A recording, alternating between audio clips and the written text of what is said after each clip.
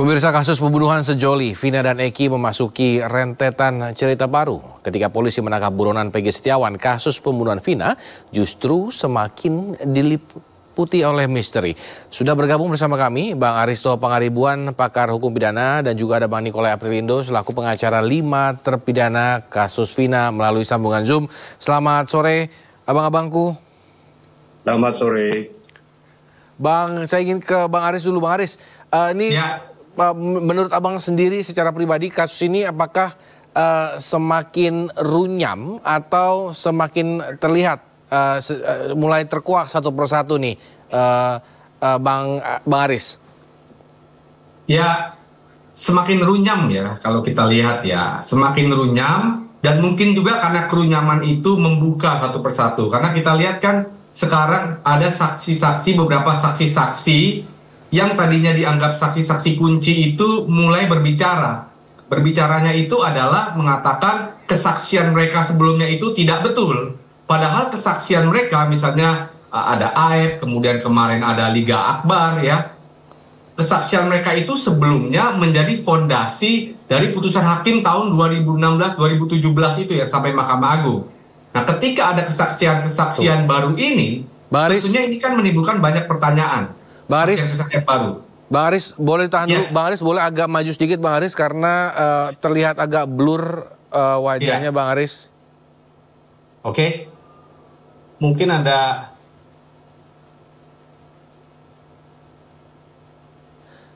Gimana? Baik, dilanjutkan saja, Bang Aris. Oke. Jadi tadi ya, karena kesaksian ini seolah-olah kesaksian baru ini membongkar kan sebenarnya perkara yang pada tahun 2016 itu sudah ada. Jadi kalau pertanyaannya semakin runyam atau tidak, ya semakin runyam tentunya karena perkembangan baru ini mengoreksi ya cerita sebelumnya. Nah, apakah koreksi ini kemudian akan membuka cerita baru, akan membuka kebenaran baru, itu nanti kita lihat. Oke, jadi sebenarnya ini menguntungkan siapa menurut Bang Aris? Kalau dibilang menguntungkan ya tentunya utamanya menguntungkan publik ya, karena kan harus ada kebenaran, dan juga menguntungkan, idealnya adalah menguntungkan korban dan keluarga korban. Itu yang pertama. Yang kedua, tentunya kalau ada cerita baru, kalau ada situasi baru, ini menguntungkan terpidana-terpidana yang sebelumnya.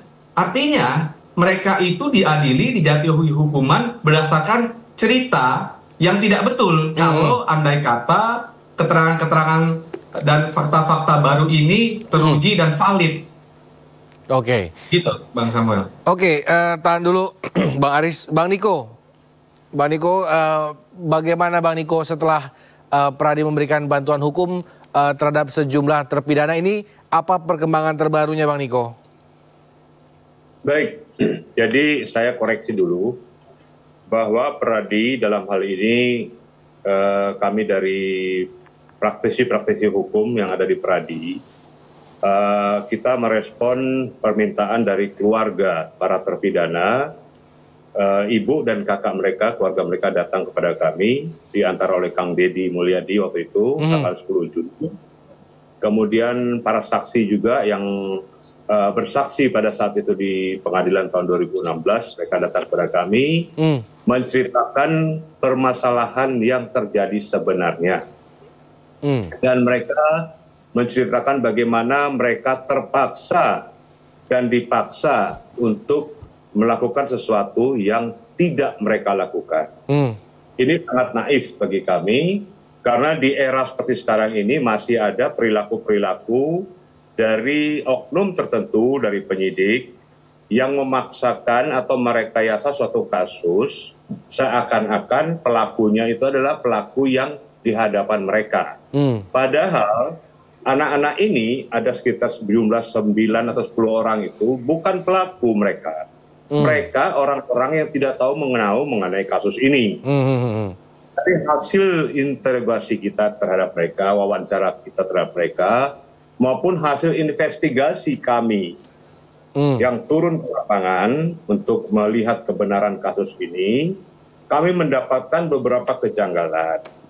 sedikitnya ada 8 kejanggalan yang kami dapatkan. Pertama, bahwa pada saat mereka diperiksa di Polsek maupun di Polres maupun di Polda, mereka tidak didampingi oleh kuasa hukum atau pengacara. Ini sudah sangat melanggar KUHAP, Kitab Undang-Undang Hukum Acara Pidana.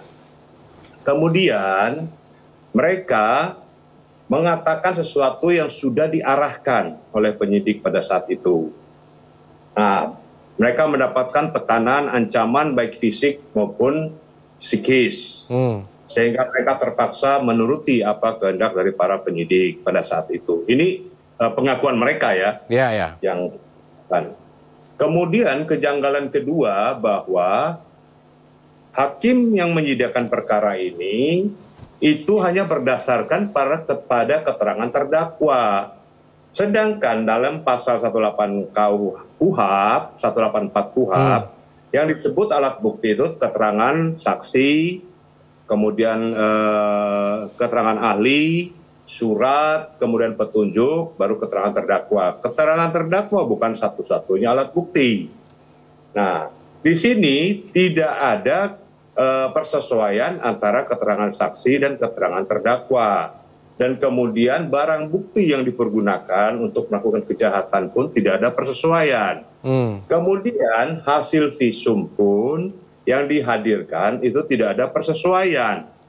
Nah, anak-anak ini mengatakan bahwa mereka pada malam kejadian tanggal 27 Agustus 2016, mereka itu ada di rumah Pak RT setelah mereka berkumpul di Warung Buning, kemudian ke rumahnya Hadi, dan kemudian ke rumah Pak RT bersama anaknya Pak RT yang bernama Kavi.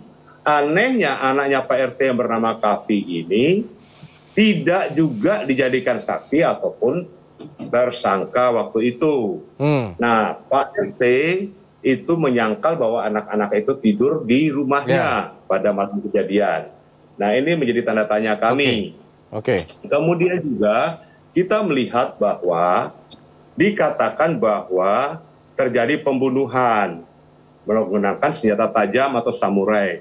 Ternyata dari hasil visum yang kami pelajari, kami baca, tidak ada satupun kalimat atau hasil yang menyatakan ada luka tusuk.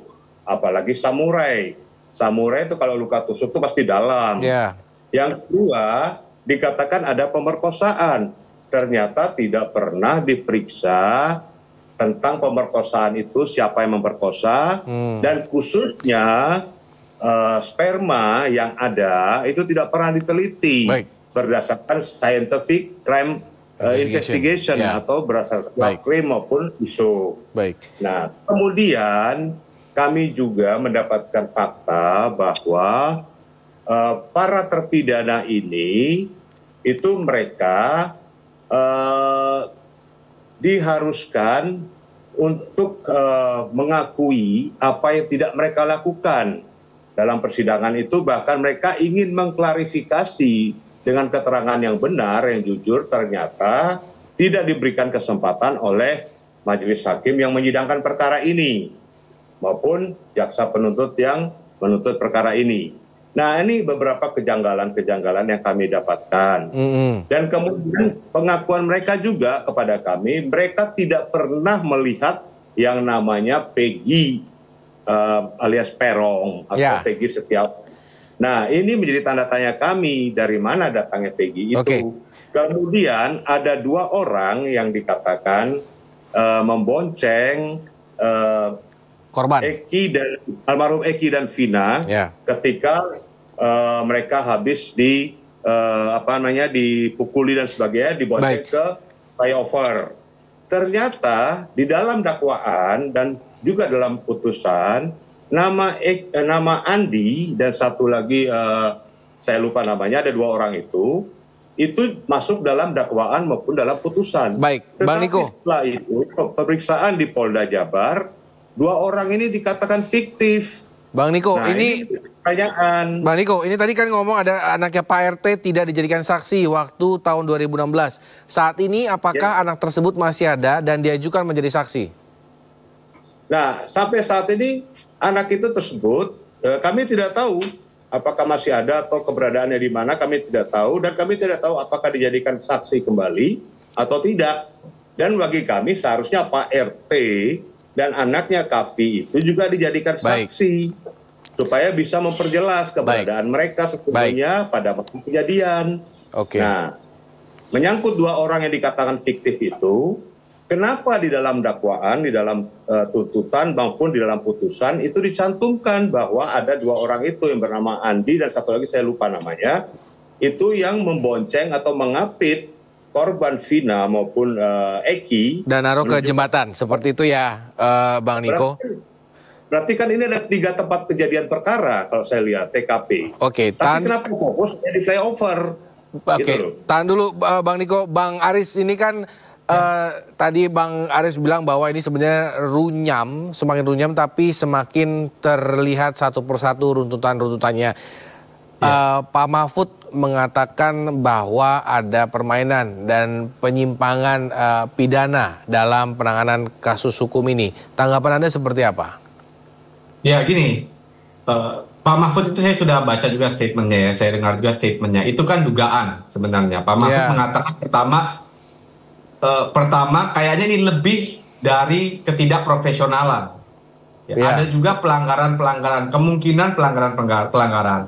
Tadi dari penjelasannya Pak Dr. Niko kan sudah mengatakan, tadi saya lihat ada 2 persoalan. Ya, pertama persoalan pelanggaran prosedur. Tadi mestinya dipaksa, mengaku, kemudian ada penyiksaan, kemudian diarahkan. Itu soal pelanggaran prosedur, ya, pelanggaran prosedur. Kemudian kedua, pelanggaran yang mengarah kepada substansi persoalan. Apa itu misalnya? Tadi, kalau sudah diarahkan, mempengaruhi, berarti itu cerita bukan cerita yang sebenarnya. Jadi, paling tidak di sini saya lihat memang ada 2 pelanggaran. Tetapi harus dicatat nih ya, persoalan pelanggaran prosedur, di dalam desain hukum acara pidana kita, sayangnya pelanggaran prosedur itu kadang-kadang, bukan kadang-kadang, di hukum itu tidak memberikan sanksi dan implikasi terhadap pelanggaran prosedur. Karena KUHP kita itu tahun 81 ya, jadi heavy-nya itu lebih kepada aparatur penegak hukum, lebih kepada polisi ya. Jadi pelanggaran prosedur itu sekali lagi tidak mempunyai implikasi langsung kepada substansi perkara, tidak ada sanksinya. Kecuali di dalam pelanggaran prosedur itu ternyata memiliki efek kepada cerita perkara, kebenaran perkara. Misalnya tadi persoalan bahwa ada saksi yang dipaksa mengaku ada di lokasi ya, itu misalnya.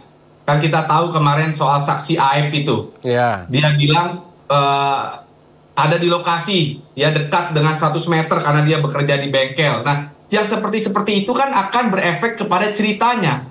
Kenapa saya bilang begitu? Karena kita bisa bilang kan ada argumentasi, oh sudah di pengadilan, sudah valid. Tapi jangan lupa, yang namanya peradilan pidana kita itu mengadili berkas sebenarnya. Artinya kalau mengadili berkas, yang bertanggung jawab penuh itu adalah yang menyusun berkas, yaitu polisinya yang menyusun berkas. Nah, artinya tadi sekali lagi mengkaitkan dengan statement Pak Mahfud, yes betul ada indikasi kuat ketidakprofesionalan, ya, pelanggaran prosedur. Yang kedua, ada juga indikasi kuat itu pelanggaran prosedur itu mempunyai impact kepada substansi kasusnya. Nah, apakah tadi pertanyaannya pidana atau tidak? Nanti kita lihat. Kenapa? Karena kan yang namanya pelanggaran prosedur itu sekarang ranahnya propam nih, sedang diperiksa kan di propam. Kita tidak tahu, tapi propam itu kan bukan pidana, tapi professional behavior. Tapi adakah perintangan penyidikan, obstruction of justice itu kita belum tahu. Kita lihat. Pertanyaannya, ada indikasinya nggak? Oh ada.